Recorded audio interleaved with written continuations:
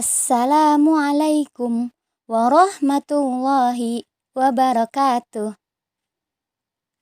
Ayah, bunda, dan teman-teman yang soleh dan solehah, dan juga penuh semangat.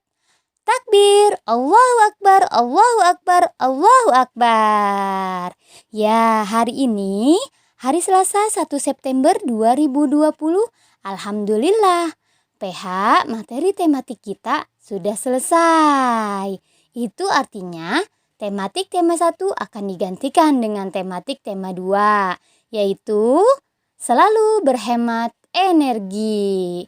Tapi untuk tema 1, Miss mohon tetap diingat-ingat ya materi yang sudah dipelajari, karena insya Allah di tanggal 14 September kita sudah akan memulai PTS, penilaian tengah semester. Oke teman-teman?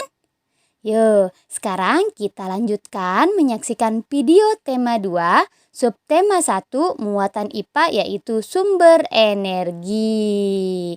Namun, sebelum kita memulai menyaksikan videonya, teman-teman silakan siapkan alat tulisnya, buku paket tematiknya, juga tolong dibuka pada halaman 2 sampai dengan halaman 6. Jangan lupa dibaca juga ya. Ya teman-teman, mari kita awali pelajaran kita ini dengan membacakan doa sebelum belajar. Yuk kita baca sama-sama. Bismillahirrahmanirrahim. Rabbi zidni ilman warzuqni fahman. Ya Allah, tambahkanlah ilmuku dan pertinggikanlah kecerdasan bagiku. Amin. Teman-teman, pantun untuk teman-teman adalah: pergi ke kota, belilah kaca, ambil pita 2 seuntai. Rajin menulis, rajin membaca, itu tandanya anak yang pandai. Terima kasih, selamat menyaksikan video. Semoga bermanfaat. Bismillahirrahmanirrahim.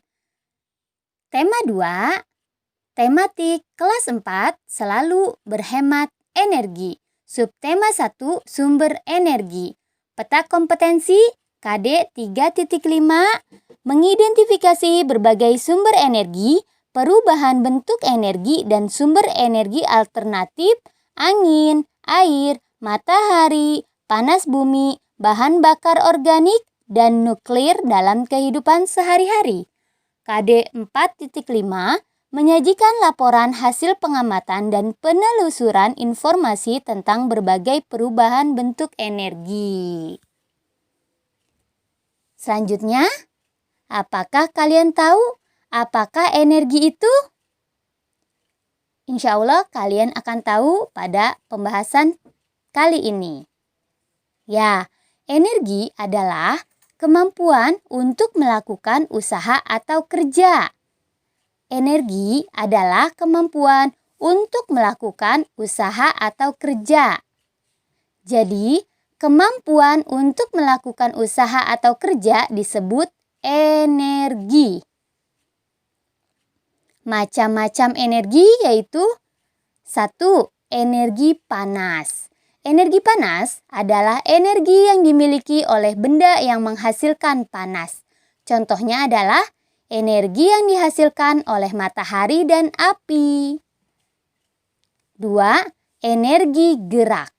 Energi gerak adalah energi yang dimiliki oleh benda yang bergerak. Contohnya adalah kincir angin. Energi cahaya. Energi cahaya adalah energi yang dihasilkan dari benda yang dapat memancarkan cahaya. Contohnya adalah energi yang berasal dari matahari, lampu, dan cahaya senter. Energi bunyi.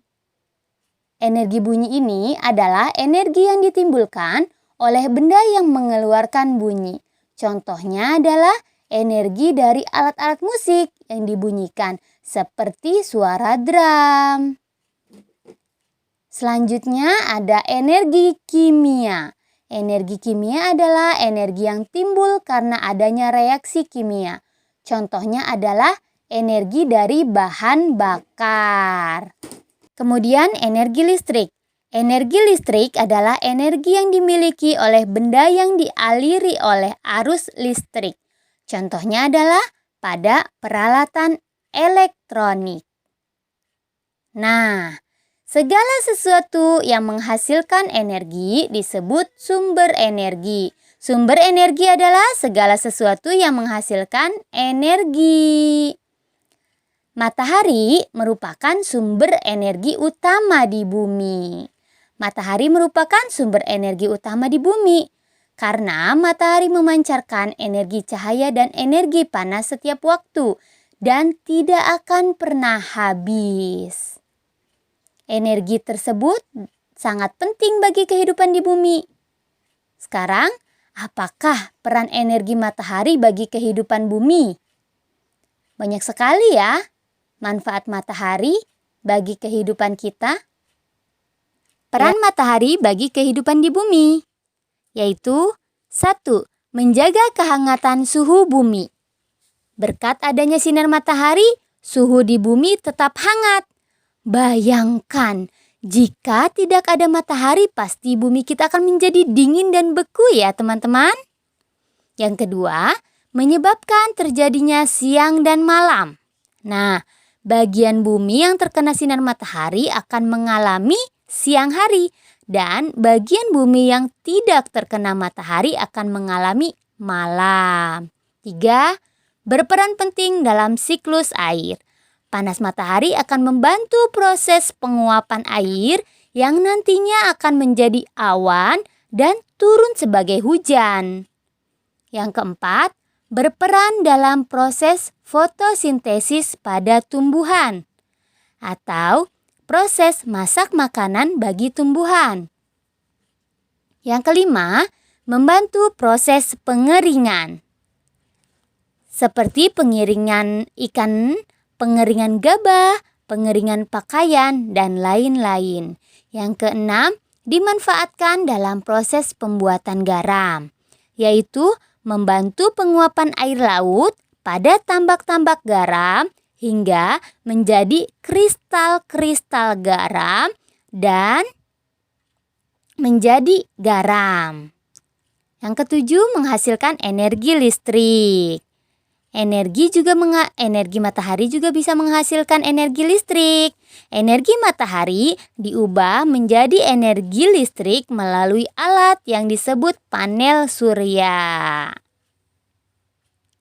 Nah, energi matahari merupakan salah satu sumber daya alam yang sangat penting bagi kehidupan.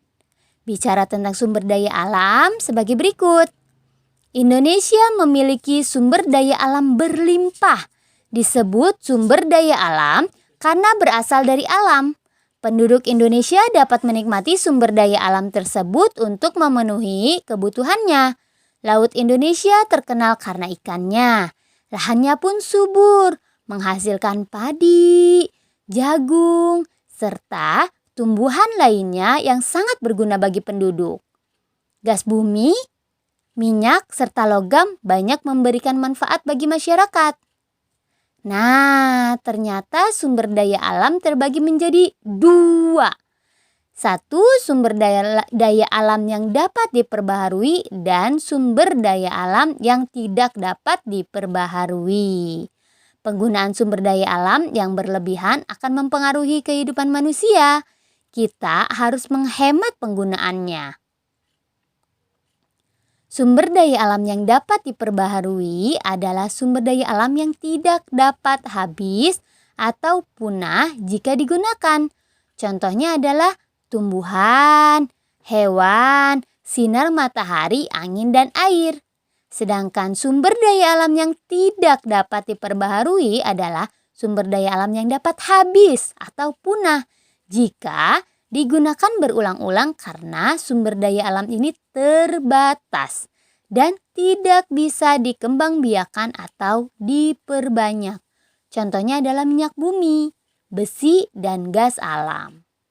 Ya, teman-teman, mudah-mudahan dapat dimengerti ya. Untuk kesimpulannya adalah energi merupakan kemampuan untuk melakukan usaha atau kerja. Sumber energi adalah segala sesuatu yang menghasilkan energi. Bicara tentang sumber daya alam terbagi menjadi dua, yaitu 1. Sumber daya alam yang dapat diperbaharui dan 2. Sumber daya alam yang tidak dapat diperbaharui. Nah, teman-teman, tugas teman-teman adalah menjawab pertanyaan yang ada di LKPD ya. Tugasnya menjawab pertanyaan yang ada di LKPD. Saksikan video ini dengan teliti dan selamat mengerjakan. Semoga dapat dimengerti materi sumber energi ini dan dapat bermanfaat ya teman-teman. Tetap semangat, jaga kebersihan dengan selalu mencuci tangan dengan sabun ya. Terima kasih. Wassalamualaikum warahmatullahi wabarakatuh.